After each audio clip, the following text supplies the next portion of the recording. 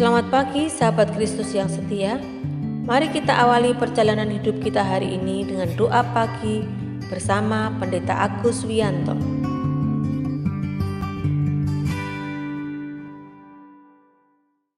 Selamat pagi sahabat Kristus yang setia. Kita bersyukur kalau pagi ini bisa berjumpa lagi dalam doa pagi. Sebelum memulai doa pagi, mari kita bersaat teduh sejenak. Mari kita berdoa. Bapa pengasih, kami bersyukur kalau pagi ini kami diperkenankan melanjutkan perjalanan hidup kami.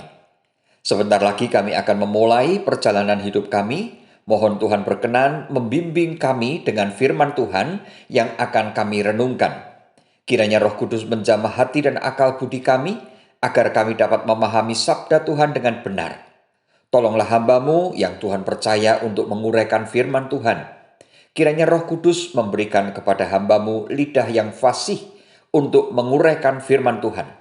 Dalam nama Tuhan Yesus kami berdoa. Amin. Sahabat, sebelum membaca firman Tuhan, mari kita menyanyikan pujian dari PKJ 178. Allah mengutus. Bersama saya, Pendeta Agus Wianto, diiringi Saudara Jevon Jeremy.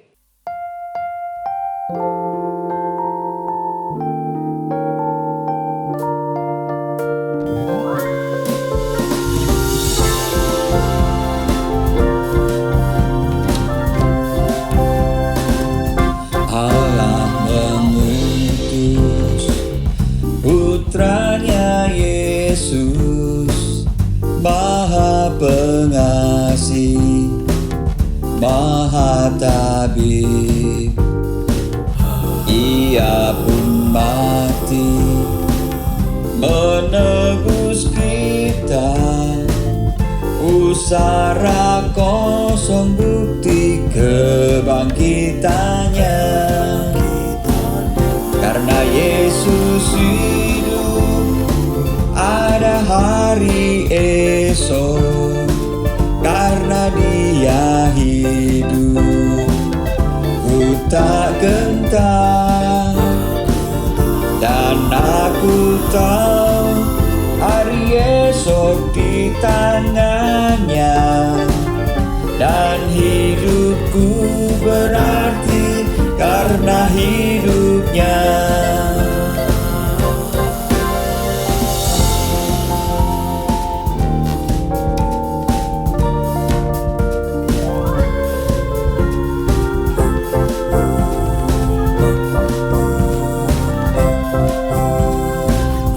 Bila hidupku telah berakhir pula deritaku, mau ditaklukkan hidup abadi, dan ku disambut oleh Juru Selamatku. Karena Yesus hidup, ada hari esok. Karena Dia hidup, ku tak gentar. Dan aku tahu hari esok di tangannya. Dan hidupku berarti karena hidupnya.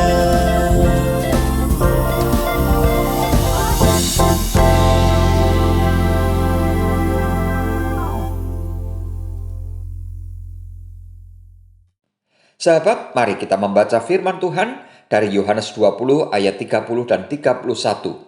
Firman Tuhan mengatakan demikian. Memang masih banyak tanda lain yang dibuat Yesus di depan mata murid-muridnya yang tidak tercatat dalam kitab ini. Tetapi semua yang tercantum di sini telah dicatat supaya kamu percaya bahwa Yesuslah Mesias, Anak Allah, dan supaya kamu oleh imanmu memperoleh hidup dalam namanya.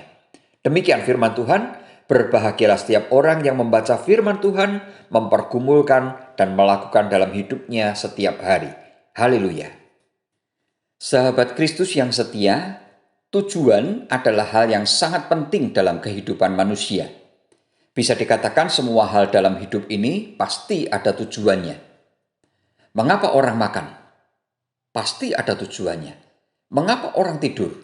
Mengapa orang bekerja? Mengapa orang menikah? Bahkan hingga pertanyaan, mengapa kita hidup? Apa tujuan hidup kita?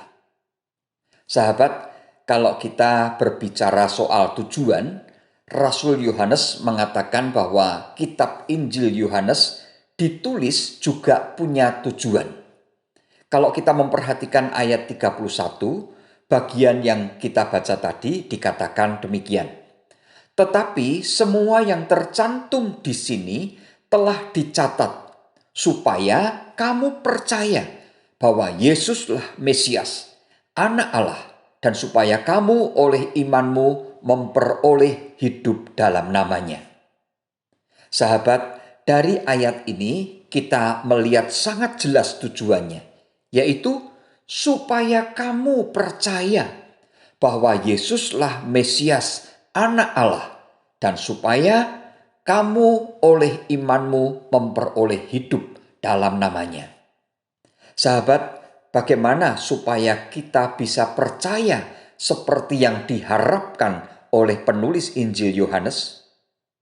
Tentunya kita tidak cukup hanya sekedar membaca. Namun kita juga harus merenungkan, mencari kebenarannya. Ada banyak cerita di dalam Injil Yohanes yang mengisahkan tentang segala hal yang telah dilakukan oleh Tuhan Yesus.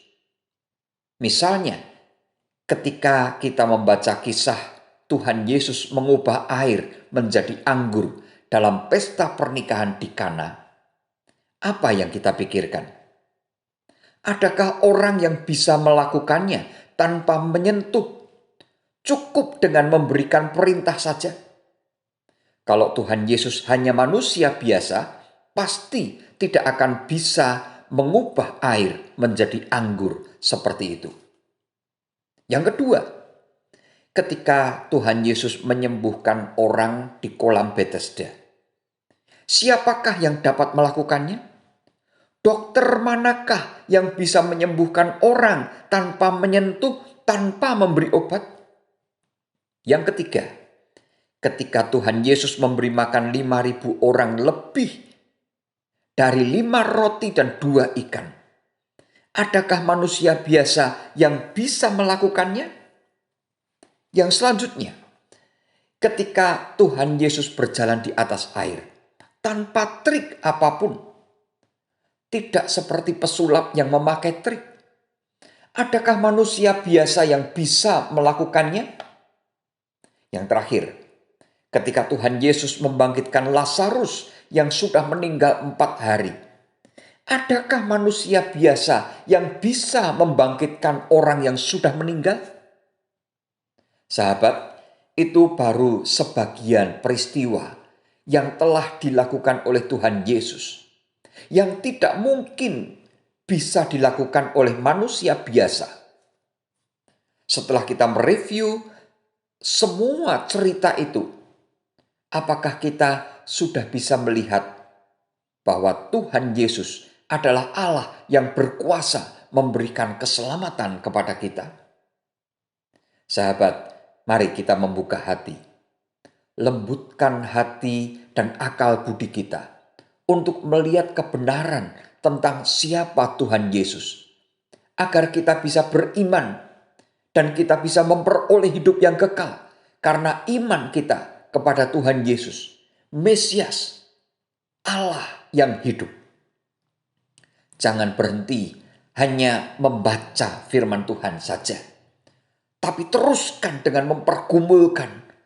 Carilah kebenaran di dalam Alkitab itu, supaya kita bisa melihat siapa Yesus.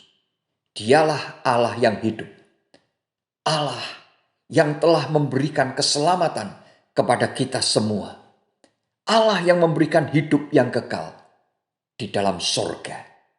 Tuhan Yesus memberkati kita semua. Amin.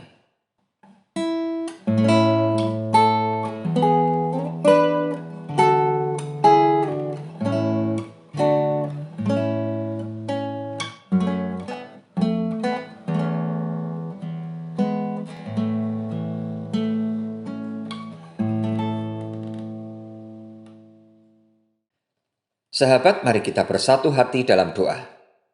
Bapa di sorga, terima kasih untuk firman Tuhan yang kami renungkan pagi ini. Tolonglah kami agar dapat menyelami makna firman Tuhan hingga ke dalam lubuk hati kami, sehingga kami dapat semakin percaya bahwa Tuhan Yesus adalah Mesias, Juru Selamat yang memberikan hidup yang kekal kepada kami. Perkenankan kami memohon kepada Tuhan untuk situasi Indonesia yang masih mengalami pandemi. Kiranya setelah liburan panjang berlalu, kasus COVID-19 tidak meningkat lagi. Kiranya Tuhan berkenan memberi hikmat kepada seluruh masyarakat Indonesia agar selalu patuh protokol kesehatan. Ya Tuhan, kami juga memohon hikmat dari Tuhan untuk pemerintah Indonesia, dari pusat hingga ke daerah. Kiranya para pimpinan bangsa kami dapat mengendalikan pandemi, masalah ekonomi, masalah sosial, masalah politik, masalah bencana alam, serta berbagai masalah yang lain. Mohon Tuhan menolong agar setiap masalah itu bisa diatasi, bahkan bisa diselesaikan dengan baik. Bapa Sorgawi, kiranya Tuhan juga menolong saudara-saudara kami, sahabat-sahabat kami yang sedang sakit. Kiranya Tuhan berkenan memberikan kepada sahabat-sahabat kami kesembuhan. Kuatkanlah juga iman mereka agar selalu bersandar kepada Tuhan dan berharap kepada Tuhan. Ya Bapa, sebentar lagi kami akan memulai aktivitas hidup kami. Mohon Tuhan sertai dan berkati kami semua. Berikanlah kesehatan yang baik, rezeki yang cukup, hati yang bersukacita, iman yang teguh dan setia. Jauhkanlah kami dari segala hal yang jahat. Terima kasih ya Tuhan, dalam nama Tuhan Yesus kami berdoa. Amin. Kasih Tuhan mengiringimu dan sayapnya melindungimu.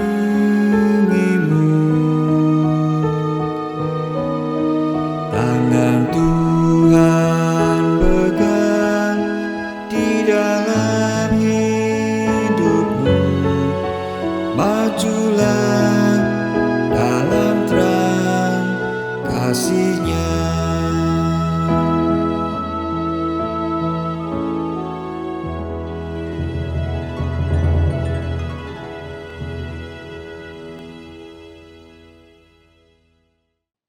Sahabat, demikianlah doa pagi telah selesai.